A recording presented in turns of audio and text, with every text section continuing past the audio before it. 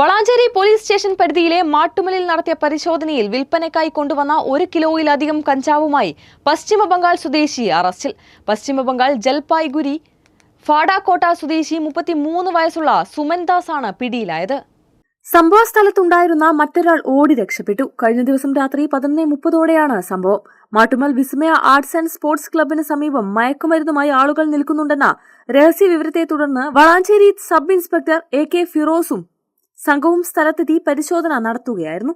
പോലീസിനെ കണ്ട് രക്ഷപ്പെടാൻ ശ്രമിച്ച പ്രതിയെ നാട്ടുകാരുടെ സഹായത്തോടെ തടഞ്ഞുവെച്ചു. തുടർന്ന് നടത്തിയ പരിശോധനയിലാണ് കവറിൽ സൂക്ഷിച്ച കഞ്ചാവ് കണ്ടെടുത്തത്.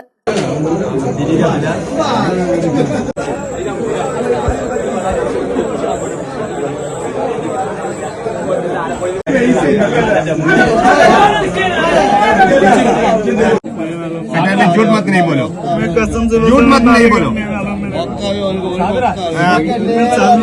ഒപ്പമുണ്ടായിരുന്ന മറ്റൊരാൾക്കായുള്ള അന്വേഷണം ഊർജിതമാക്കിയിട്ടുണ്ട്.